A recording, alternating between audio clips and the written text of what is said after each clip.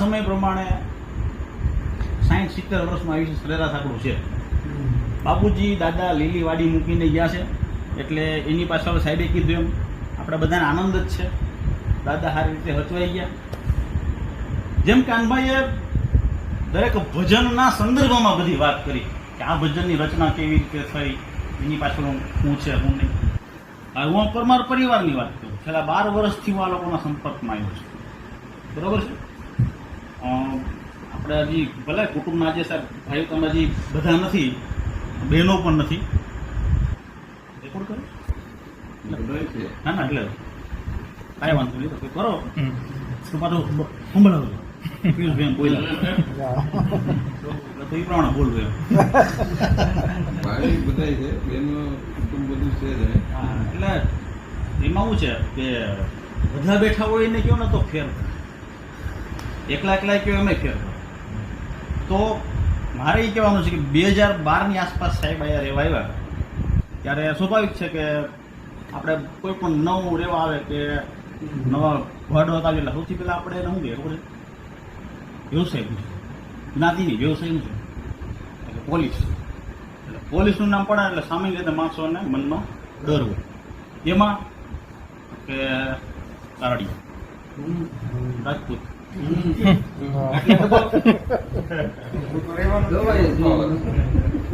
Read પડે રજપૂત છુપે નહીં, દાતા છુપે નહીં, ઘરમાં લઈને આયા જંતલ નારી નેણ છુપે નહીં, વૃદ્ધ છુપે નહીં, પીઠ દિખાયા, તારો કે છુપે ચંદ્ર છુપે નહીં, સૂરજ છુપે નહીં, બાદલ છાયા, કવિ ગંગ કહે સુનક પર ક્રમ છુપે નહીં, ભપૂત લગાય. ઓલા ભપૂત લગાડીને અડધારી મળે ને બધા ખોટા. તો રાજપૂત એટલે કે ભાઈ સારું કહેવાય એમ. પણ જનરલી પાછું એવું છે કે વ્યવસ્થિત માણસ હોય તો સારું મનમાં એમ થાય કે આ તો આ લોકોનું મકાનના પાયા ખુદાણા. આપણે બાજુમાં રહેતા ઓલા આપણા હિરુમાના મકાનમાં રહેતા. સાહેબ સવારમાંથી આવી જાય, એ લુંગી પહેરીને પાણી છાંટતા હોય. જયદીપ દાદા એટલે મારે દાદાની વાત કરી છે. 12 વર્ષ પહેલા દાદાનું આયુષ્ય લગભગ ઉંમર 80 વર્ષ, 88 તો 85 તો હશે. હું સવાર સાંજ જોતો દાદા છે ને એની તાસીર અને એની તંદુરસ્તી એટલી બધી સારી હતી. 3 માળ છે ને તો 3જા માળે એ બેલાની પાળી ઉપર ઉભો ભાઈ આરામથી પાણી છાંટતા મેં જોયેલા છે. એટલી ઉંમર. અને આયા ચડ ઉતર કેટલી કરવી તો તમે અંદાજ કરી લેજો કે કેટલી કરી હશે. એ મને આમ ખરેખર નવાઈ લાગે કે નહીં આ દાદાની તાસીર એટલી બધી સારી, બહુ આનંદ થયો. પણ માંડી છે ને આપણી વચ્ચેથી ઓચિંતાના ટૂંકમાં ટૂંકી બીમારીમાં વહી ગયા. એને આજે આપણે 10 વર્ષ જેવો સમય થઈ ગયો. હવે બીજા સ્ટેપમાં આવી આપણે પરમા સાહેબ બધા પરિચયમાં આવ્યા, હંસામા સાહેબ બધા પરિચયમાં આવ્યા, બધું મજા આવી ગઈ. પછી બીજું છે ને સાહેબ એ વસ્તુ છે સારું સંતાન અને સંસ્કારી સંતાન હોવું ને એ અત્યારે અઘરું છે. અમે મારી સામે બેઠા આ 2 ભાઈનો ઓળખાણ નથી કરતો. આ મહિપતભાઈ ના જયદીપ પોલીસના દીકરા હોવું અને એમાંય સંસ્કારી હોવું અને સારું બહુ ઓછું જોવા મળે છે. ભાગ્ય જ જોવા મળે. બાકી મેં ઘણા એવા જોયેલા છે. કેવા જરૂર નથી. બંને ભાઈ વ્યવસ્થિત તમે આવીને બધા પ્રસંગ બેનના લગ્નના બધા લગ્નના પ્રસંગો આપણે બધા કર્યા.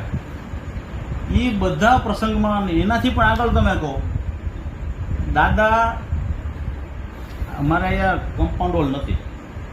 હું ખાલી 8 વર્ષ પહેલાંની વાત કરું. આગળ એક સીતાફળી હતી મેં વાવી હતી.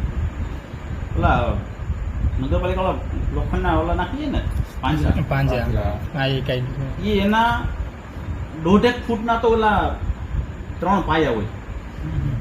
એ પાયા પછી એક રીંગ આવે. એ રીંગ પણ અંદર હતી જમીનની અંદર.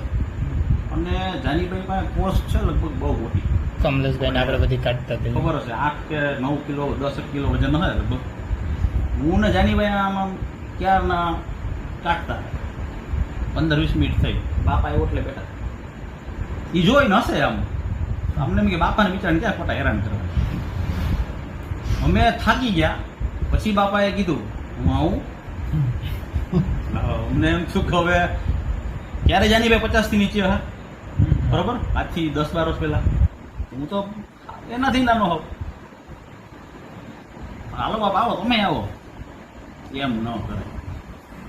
એને આમ કરીને એવું જોરથી કોટ અંદર નાખીને અને આમ ગોઠણ રાખી બારું પાંજરું પાયા હોતું બારું કાઢી હું તમે કરો લ્યો. આટલી ઉંમર એટલી ઉંમરે એટલે એણે જે તંદુરસ્તી ભોગવી ને એ ખરેખર અત્યારના સમય પ્રમાણે લગભગ કોઈ વ્યક્તિ ભોગવી ન શકે. એ થોડાક મનથી નબળા થઈ ગયા એટલે હિંચકે બેઠા હતા. બાકી હાથ પગ ને એના કેવા મજબૂત હતા. એ ઉપર નીચે કેટલી વાર આવતો બહુ વાર દિવસમાં બરોબર, કેટલી વખત આવતો. અને 5 મિનિટ કારણ કે એનામાં તાકાત નથી, કોઈ ખાલી મનથી નબળા થઈ ગયા 5 મિનિટ થાય એટલે પાછા હતા. અમે ઘણી વાર બેઠતા ને ઓટલે આમ હું આવો ડેલી આવું ક્યારેક આમ બાપા હાલો ને બહાર આવો ને આટ મારવા નહીં પડી જવાય તો ખાલી એમ કહેતા. એટલે મનમાં ખાલી ડર હતો, બાકી એનામાં તાકાત તો જોરદાર હતી. પછી આ છેલ્લે 4 મહિનામાં થોડાક વધારે તબિયત નરમ થઈ. 5 મિનિટ 5 મહિનાથી અન્ન મોઢામાં ઓછું ગયું છે, પ્રવાહી જેવું ગયો તો હાલ. તમારે કે હું આપણે બધાને 2 દી એક ટાણા થાય 3 મહિનામાં તો ઉપવાસ કરો, ત્રીજી દી તમારી હાલત જોજો શું થાય. અને એમાંય છેલ્લા 15 દિવસ તો લગભગ પ્રવાહીમાં 1-2 ચમચી કદાચ નારિયેળ પાણી પીવે તો. એટલે એની આત્મવિશ્વાસ એનો કેટલો, ભલે એ આપણને ઓળખી ન કે તો બોલી ન કે એ વાત જુદી છે. અને તમે ભાઈ ચારેય ભાઈઓ ખરેખર રામાયણના 4 દીકરા છે ને દશરથ એની જેવી આવે. એક ભાઈ જાય 2-3 દી, બીજા દી ભાઈ આવે. આ તે બધું 4 ભાઈએ બહુ વ્યવસ્થિત કર્યું છે. અને એમાં એનાથી વિશે આ ભાઈ તો બહાર જવું હોય ઘણી વાર, જયદીપે ખરેખર સાચી સેવા કરી. અને જયદીપ કરતે હું તો કહું એના ઘરનાને ધન્યવાદ દેવો પડે. આ 2 વહુ તમારા ઘરના જે છે એના મા બાપને ખરેખર સંસ્કારી છે. બાકી અત્યારના સમય પ્રમાણે છે આ બધું ભેગું ન થાય. તમે એકને ખેંચો તો બીજો ભાગે, બીજા ખેંચો ત્રીજો ભાગે. આ બધું ક્યારે જ શક્ય બને કે જ્યારે તમારી નીતિ સાચી હોય, તમે ખરેખર તમારી નોકરી વ્યવસ્થિત કરી હોય. આ બધા એટલે એટલા બધા પગભર છે. અને અંતમાં સીનું એવું છે એ કોઈ દિવસ કોઈનો જ્યારે ભાર ન રાખે. ક્યારેક એકાદ દિવસ લગભગ તો બાપાને કોઈ રેઢે મૂકતા જ નથી, પણ એકાદ દિવસ પહેલા માનો કે ક્યારેક એકાદ કલાક પૂરતું જવાનું થયું હોય તો એમ ખબર પડે ને કે આ ઘરેથી ખાલી બાપાને નહીં કરતા બી ચા આપી ગયા હતા તો બીજે દી છોકરાને કેટલાય રૂપિયાનો ભાગ લઈને આપી જાય. કે તમારો અમારો ન લે. એટલે મેં કીધું પડોશી છે આપણે તો એકબીજાને મદદરૂપ થવું જોઈએ. તો આવું જ્યારે સરસ મજાનું કુટુંબ હોય, આવી બધી વાત થતી હોય એટલે દાદાને આમ આપણી ખોટ પડે. પણ જેવું હવે ભગવાનની ઈચ્છા, અત્યારે આપણે બીજી કઈ વાત નથી કરતા. પણ એક છે કે આજે નહીં તો કાલે જો તમે તારાળા જવાનું તમે કરો છો તો અમને ગમશે નહીં. તમને નહીં ગમે એ પહેલા કહેજો. અમને નહીં ગમે ને એનું કારણ છે કે આવો સારો પાડોશ હોય ને એટલે એ જવાનું થાય એટલે દુઃખ એ નહીં થાય. ના અમારે તો રોજ ડાયરો થતો એ ઓટલે છે ને અમે લગભગ 9:15 બારા પડી જાય પછી 10-10:30 સુધી સાહેબને અમે બધા બેઠા હોય. અને નબળાઈ છે કે 10-10:30 મારા બીજ દિવસે નિશાળ હોય એટલે જવું પડે. સાહેબ કે ઘડીક બેઠો ને મેં કીધું સાહેબ હવે આવવા ગયો. 3-4 દિવસથી સાહેબ મને કહેતા હતા તમે ક્યાંક બોલો, પણ મેં કીધું પ્રસંગ સિવાય અનુરૂપ મને કાંઈ બોલતા બીજું આવડતું નથી. અને જન્મ અને મૃત્યુ છે એ આપણે તમને બધાને ખબર જ છે, સૌ જાણો છો. અને ભાઈ ભેગું થતું હોય ને ભાઈ એને ભગવાને કોઈ દિવસ કાંઈ હેરાન ન કરે. ભાઈ વચ્ચે મેળ ન હોય ને ત્યાં પછી ભગવાનને શું કરે. આપણે રામાયણમાં જોયું છે 4 ભાઈઓ છે તો કોઈ ગાદીએ બેઠવા તૈયાર નથી. રામ કે તું બેઠ, લક્ષ્મણ કે તું બેઠ. હકીકત છે ને. અને મહાભારતમાં જો આ 100 ને આ 5, 105 ક્યાંથી ક્યાં વાત પહોંચે છે. એકબીજાના જીવના દુશ્મનો બની ગયા. અને બની તો ગયા પણ મારી પણ નાખ્યા.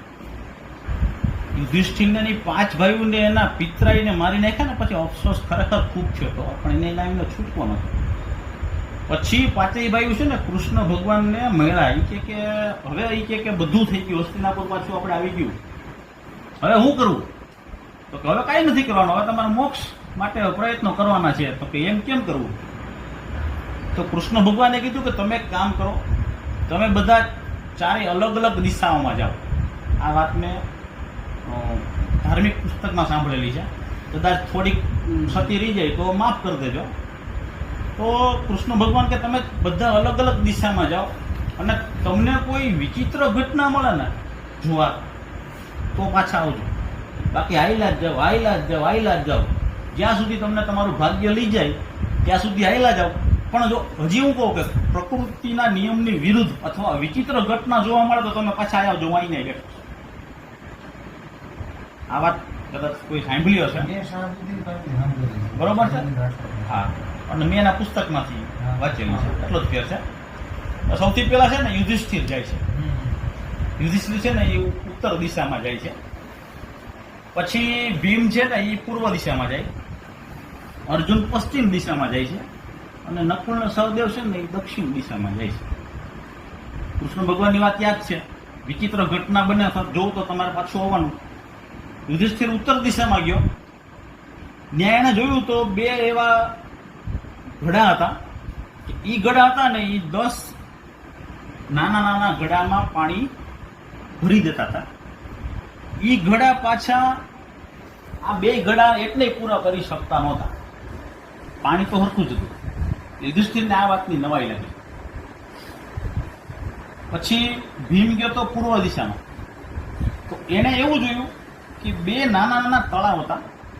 એક તળાવ સુકાઈ ગયું, બીજું તળાવ હતું એમાં પાણી હતું, પણ એ પાણીવાળું તળાવ હતું ને એ દૂરના જે પાણી નહોતું દૂરનું એવા તળાવને પાણી પહોંચાડતું હતું.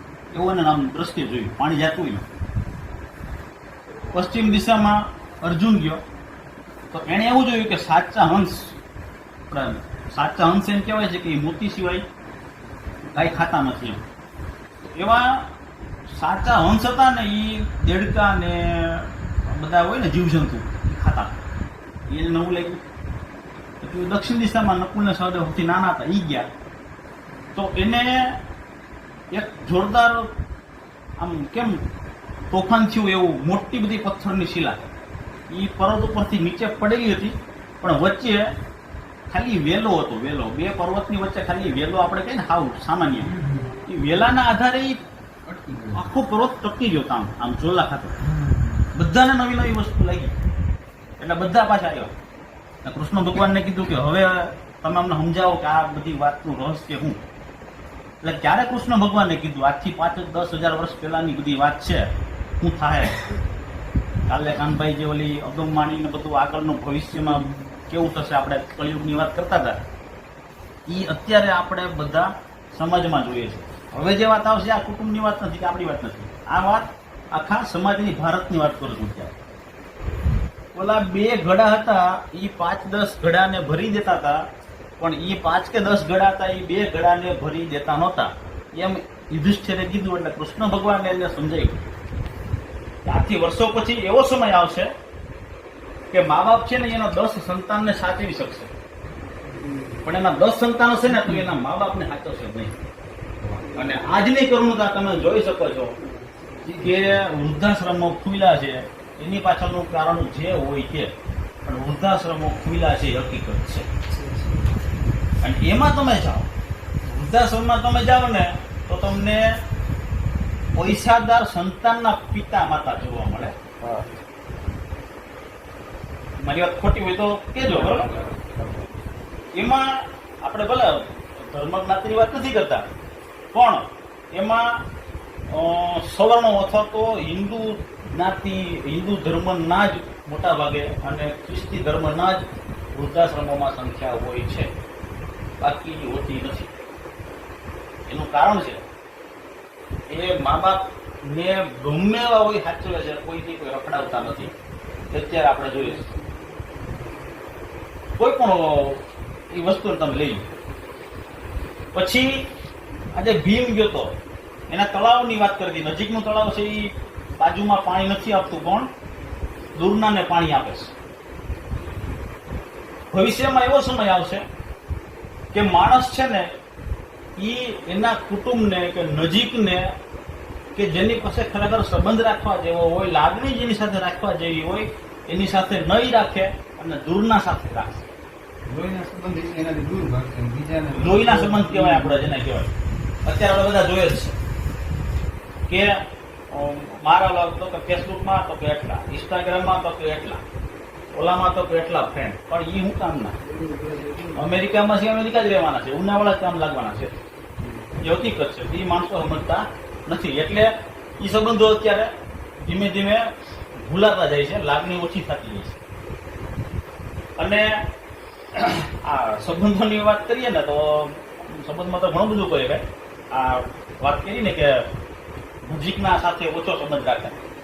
ખરેખર એવું હોય છે કે માણસો એટલે આપણે ગમે એ માણસો પાસેથી આપણે પ્રેમ મેળવવાનો હોય અને વસ્તુનો આપણે ઉપયોગ કરવાનો હોય. આજે ઊંધું છે. આપણે વસ્તુને પ્રેમ કરીએ છીએ, મોબાઈલ, ટીવી અને માણસોનો ઉપયોગ કરીએ છીએ. આ ભાઈનું કામ છે તો આજે એને બોલાવો. ત્યાં એટલી બધી સ્વાર્થી દુનિયા થઈ ગઈ છે. અને આ જે પશ્ચિમ દિશામાં ગયા હતા, અંશ સાચા હોય એ મોતી કરવાની જગ્યાએ દેડકા ને માછલા એવો ખોરાક ખાતા હોય. એનો મતલબ એમ છે કે ભવિષ્યમાં એવો સમય આવશે કે જે કોઈ વ્યક્તિ હશે એ પોતાનું કર્મ નહીં કરે અને ભ્રષ્ટાચાર કરશે, અધઃપતન થશે સમાજનું. આજે આપણે જોઈએ છે કે આપણે બધાને જે સરસ મજાના મશીનથી અથવા તો સિક્કા મારીને જેને આપણે બેઠાડેલા છે અલગ અલગ જગ્યાએ, ગાંધીનગર છે, દિલ્હીમાં, એને લોકોની સેવા માટે આપણે બધાએ મોકલેલા છે. કોઈ સમાજની પ્રતિષ્ઠિત વ્યક્તિ હોય તો આપણે એને પણ આપણે લોકોના સારા કામ માટે નિયુક્ત કરેલા છે. કોઈ સંપ્રદાયમાં સાધુ સંત હોય ઉચ્ચ કક્ષાએ તો એને પણ આપણે લોકોના કલ્યાણ માટે બેઠાડેલા છે. તો એ લોકો એનું પોતાનું કામ કરવાની જગ્યાએ એ નીચું કામ કરશે. અને અત્યારે બધા કરે છે. જે કરવાનું છે એ કરતા નથી અને નીચલી પ્રવૃત્તિ કરે છે. એટલે આ અંશ છે ને એ દેડકા અને બધા માછલા હું કામ ખાઈશ? અત્યારે આપણે જેટલા ઊંચા બેઠાડેલા છે ને એ પછી ઉદ્યોગપતિ હોય કે પછી નેતા હોય કે પછી અભિનેતા હોય કે કોઈ પણ હોય, ક્રિકેટર હોય, હું તો કહું એને આપણે બધા એવા ઊંચા બેસાડી દીધા છે. અને કોઈ સારું કામ કરતા નથી, કે કોઈ દેશ માટે કામ કરતા નથી, કે કોઈ સમાજ માટે સારું કામ કરતા નથી. બધા પોતાના હિસ્સા ભરે છે. માણસનો જન્મ થાય ને ત્યારે છઠ્ઠીના દિવસે એને પેલા કપડું પહેરાવવામાં આવે ને આપણે શું કહીએ? જબલું. અને જયારે મૃત્યુ થાય ત્યારે આપણે એને ઓઢાડી દઈએ, એને કહેવામાં આવે ખાપણ અથવા નથી જબલામાં ખિસ્સું હોતું, નથી ખાપણમાં ખિસ્સું હોતું. પણ આપણી જિંદગી એવી થઈ ગઈ છે ને માણસની કે આખી જિંદગી ખિસ્સા માટે આમ દોડતા થઈ છે. એ સિવાય આપણે કઈ છૂટતું નથી.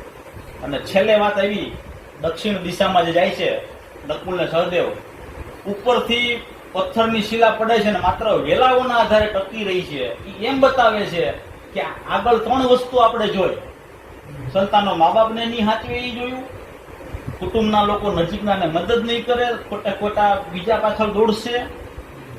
પછી આપણે આજે વાત કરી કે પ્રતિષ્ઠિત લોકો અથવા તો ઉચ્ચ કક્ષાએ બેઠેલા લોકો પોતાનું હીન કૃત્ય કરશે. છતાં પણ આ પૃથ્વી ટકશે, વરસાદ આવશે, પ્રભુ ભક્તિ થશે. એનું કારણ એટલું જ છે કે આ જે વેલા છે ને, બે વેલા, ઈ વેલા છે ને ઈ આપણા સમાજમાં સાચા સાધુ સંતો કે પુણ્યશાળી લોકો છે ને એ આ બે વેલા છે. ને એના આધારે જે પથ્થર એટલે કે આ જે ટકી રહ્યા છે ને એ અત્યારે આપણે પૃથ્વી એટલે ટકી રહી છે. બાકી આપણે આમાં તમે જુઓ તો કોરોના વખતે બધાને બહુ મગજમાં આવી ગયું કે આહા જિંદગીમાં કાંઈ નથી, આમ નથી, તેમ નથી. એવો કોરોના ગયો ને એવો માણસો ઉલટાના બેફામ બન્યા છે. હવે જેટલી જિંદગી મળીને આનંદ કરી લ્યો, મોજ કરી લ્યો. અને આપણે સવારના પરમાં છાપું વાંચીએ અને જે ખરેખર નબળા સમાચાર આપણે વાંચીએ છીએ એ જોઈને ખરેખર આપણને દુઃખ થાય છે કે એટલી હદે તો કોઈ પણ જાતના કોઈ બાળકને કે કોઈ સ્ત્રીને કે કોઈ વ્યક્તિનો જીવ લઈ લેવો એ કેટલી હદે અત્યારની નેતાગીરી વામણી સાબિત કરે છે. જો તમે બધા નિયમો બનાવી શકતા હોય, જો તમે બધા નિયમો તોડી શકતા હોય, તમે રાતોરાત અમુક કલમો દૂર કરી શકતા હોય, તો શું માત્ર આ કાયદો છે અમુક તમે બદલાવી ન શકો કે જેના કારણે નિર્દોષ લોકોના જીવ જાય છે? આ અત્યારે આ સમાજની વ્યથા છે. આપણા ભારત દેશની નહીં, દુનિયાના અલગ અલગ દેશોમાં પણ અત્યારે આપણે આ સ્થિતિ જોઈ રહ્યા છે કે રશિયા હોય, યુક્રેન હોય કે અલગ અલગ દેશો છે પોતાની સીમા માટે, સત્તા માટે કે પછી પૈસા માટે અત્યારે એકબીજા માનવના દુશ્મન બની ગયા છે. પણ જો બધાને આ સત્ય સમજાઈ જાય તો કોઈ વાંધો નથી. બાકી તો પછી આ સમજ્યા ને આ પછી ગયું. જેમ સવાર પડે ને તમે મોબાઈલ ખોલો સુવિચારોનો ઢગલો થાય છે, પણ ખરેખર સુવિચાર આપણે એવા વ્યક્તિઓને મોકલતા જ નથી કે જેને જરૂર હોય, અને જેને મોકલીએ છીએ એને જરૂર નથી. હું લગભગ કોઈ દી સુવિચાર મોબાઈલમાં કોઈને મોકલતો નથી. કોઈ દી સુવિચાર મારા બને ત્યાં સુધી તો હું સુવિચારને નિગ્લેક્ટ જ કરું. આવે વાંચી લેવાના, પણ એ આપણા માટે નથી. અને જો ખરેખર આપણે સુવિચાર મોકલવા હોય તો આપણે પાસે બધાના નંબર છે.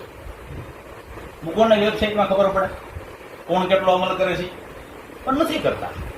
એટલે સાહેબ આ વાત દિલની વાત છે, રાત છે, ખોટું નહીં બોલું, પણ પરમાર કુટુંબની શેરીમાં રહેવું એ પણ એક લહાવો છે. એ પણ અમે યાદ કરશું.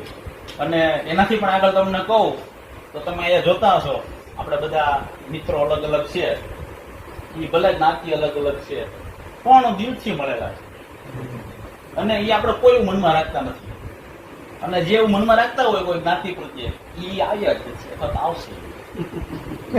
આ સોસાયટીનો પ્રભાવ છે. નબળો માણસ આવતો જ નથી ને આવે તો ટકતો જ નથી. તમે જોઈ લીધું છે અત્યારે જોવું ને તમે આ બધા બેઠા છે, એ વર્તાય જ જાય. બરોબર છે. એ કદાચ એમ માને કે એવું જ છે. આપણા ત્યાં જોવો તમે બધા અત્યારે છે એ બધા લાગણીથી જોડાયેલા છે.